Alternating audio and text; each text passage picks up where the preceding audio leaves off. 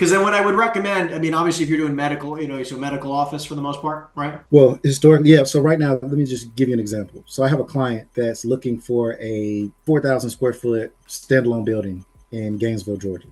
So Okay. right now, I'm just calling around Gainesville, looking to see if I can kick up something where you can find somebody looking to sell for the most part.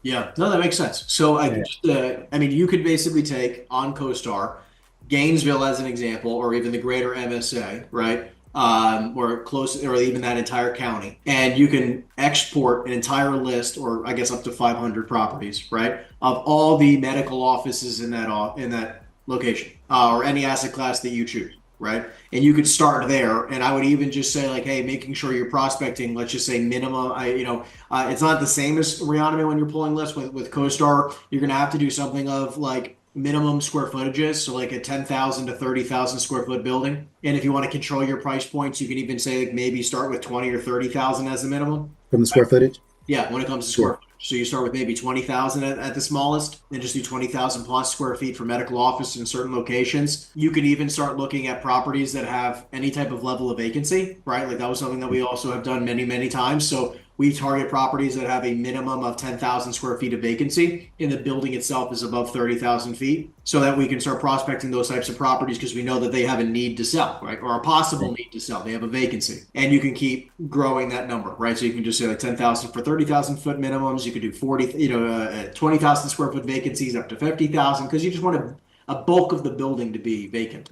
Because then you can even call those owners up and like, hey, would you be open to selling? And then sell your buyers on the idea of like, hey, I can help you lease it up. So the biggest thing I would highly recommend is like similar to what you're doing for prospecting. You're already a rock star of the leasing space. If you just copy and paste the same thing in the commercial world when you're prospecting for sales, call it for however many calls you got to make on a regular basis every morning. Just do it the same thing for sales like you've done for leasing in the past. Okay. Okay. And I mean, that's just more so calling, asking them, are they willing to just sell? Me and my partner are kind of interested in potentially purchasing a property.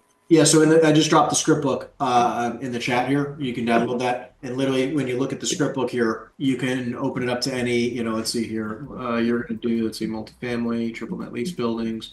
So then there's office. I mean, obviously, like, look, you can basically go through the script. The opening lines are there at the top. Gotcha. It has everything you need. And obviously, if you get objections and you're not sure how to handle it, just come to me and ask any questions. I can tell you how to handle it. Oh yeah, man, I'm used to hearing no, but it's the long no you don't want to hear. That's correct. Agree.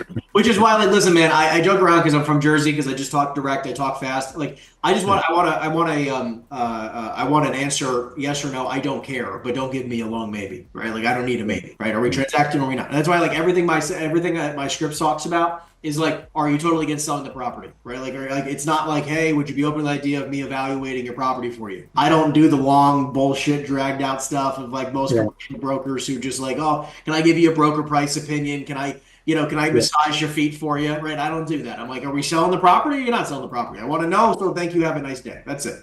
Likewise. Exactly. So again, when you're creating the consistent deal flow, the price point, I would just really, if you're pulling from CoStar only, I definitely would just recommend a minimum square footage or a minimum tax amount. That probably would help you keep the ballpark of pricing at a certain range. And what about?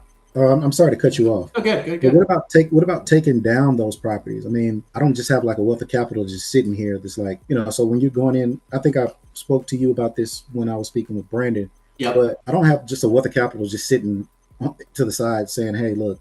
Wholesale them to start. Broker them to start. I'm not telling you to immediately start investing in deals. I want you to build massive levels of cash flows so that you have the cash to go do what you want. Right. So it's like my intent, like I've said before, it's like I don't look at every single deal like I should be buying. I look at the lens as if I should be buying it, but my intention is that I want to figure out what makes the most sense for each deal. The first lens I'm going to look at is buying it, but if it doesn't check that box, I'm going to wholesale. It doesn't check that box, I'm going to off-market brokering it. If it doesn't check that box, I'm going to list it for sale. Whatever fits the criteria, I'm going to do it. For the second one, you said attacking every asset class with the same level of confidence. So do you feel like there's an asset class that you don't have experience with or that you want to have more experience with? I would say the asset class that I don't have the most experience with would probably be, at the end of the day, I have a working knowledge of all of them. I think it's more so underwriting them. I understand how a retail space works because I have to put tenants in retail locations. I mean, I kind of understand what the listing broker is attempting to do and what the seller needs and how to position certain deals to get them to work. And then when you go into multifamily, I mean, it's still a unit mix type of deliverable. So, I mean, Yeah. I'm pretty good there. It's Oh, more so underwriting them to the point where I'm like, all right, this is going to make sense. This is what an investor is looking for. gotcha. So every Thursday, so tomorrow, right, we're going to spend time during our training. Okay. You're going to see me underwrite any type of property somebody brings me. Okay. Okay. And you can submit every week, every Thursday, you can submit every Thursday, you can submit a deal, any type of asset class you want and say like, hey, here are the details. I'll give you this. Right. So you're doing retail and medical office. Hold on a second. Yeah, retail medical office. And I mean, I just, right before you got on the phone, I mean, right before we got on the phone, I just got a guy who has 104 acres down in Macon, Georgia. He's Love it. wanting to go for 20,000 an acre. But I'm like, I mean, I got to peel back the layers on that and figure out, what it's really worth. All good. And then he has another 9 acres in Warner Robins. I'm going to give you.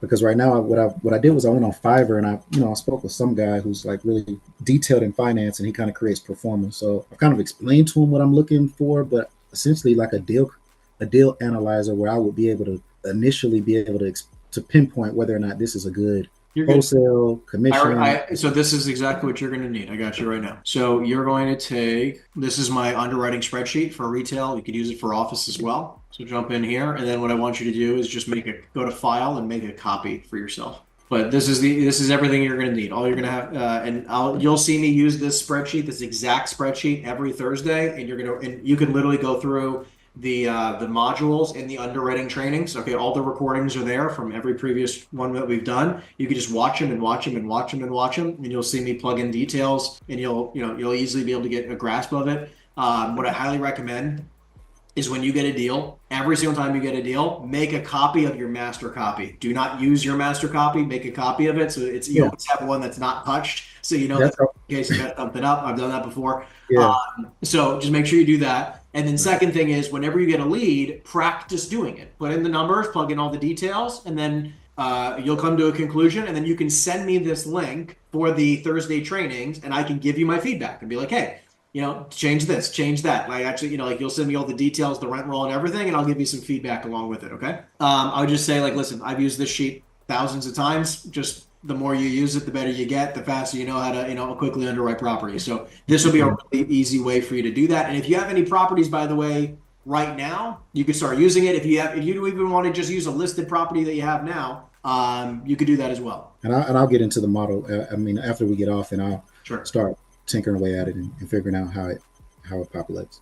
Cool. That works. Next question you had here is brokering off-market deals, quickly finding buyers for deals. Recently, I had a client, the same client, as a matter of fact, that I'm looking for a property in Gainesville. I'm rarely ever in Gainesville anyway. But I was, just calling around, and I found somebody, older lady, who was looking to sell her building. I was trying to get her under contract like around 1.7, hoping that we can possibly do something around 2.1. She wouldn't necessarily bite, so we ended up going. I mean, I locked it up at like 1.9.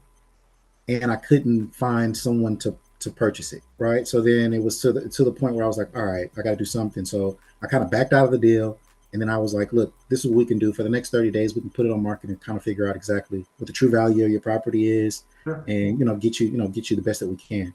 So we ended up doing that, and then it ended up selling for like 1.19. So I was like, well, there we have it. Yeah. So our process is we find a deal. We make them an offer right off the bat. Okay, I make a starter offer. Based on their counter, I can then take that information and all the information they're willing to provide, their counter, a rent roll, all the details I can get from them, and I'll bring it out to my VIPs. Okay, I have a couple, half a dozen, I'd say for someone like yourself is really achievable. I have dozens and dozens of VIP guys for different subsections of markets, different asset classes, all you can imagine. And I bring it to a 2 or 3 or 4 or 5 people, okay, who I really trust, who I know can give me at least some honest feedback and possibly an offer on this deal. And I get that quickly, okay, within the next 24, 48, 72 hours. So within the first, call it 3, 4, 5 days of getting a lead, they got a starter offer from me.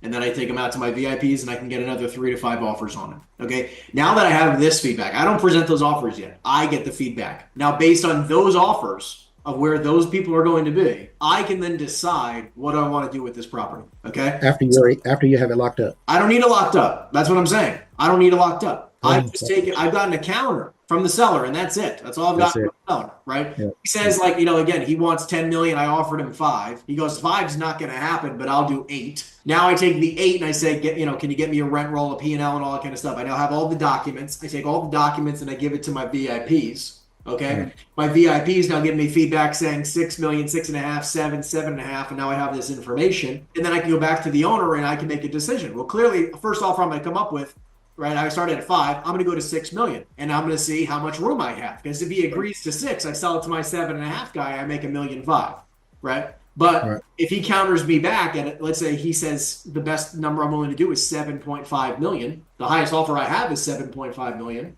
I'm then going to go back to my 7.5 guy and everybody else and say, hey, the best number he's willing to do is 8. Okay. Right. I'm going to try to see what I can do, and I'm going to try to make a difference.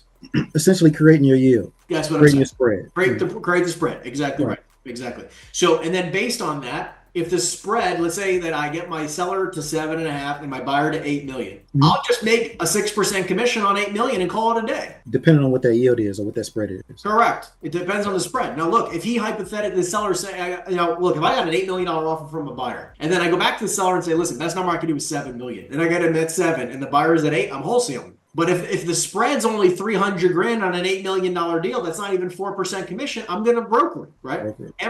The spread dictates the path that I choose.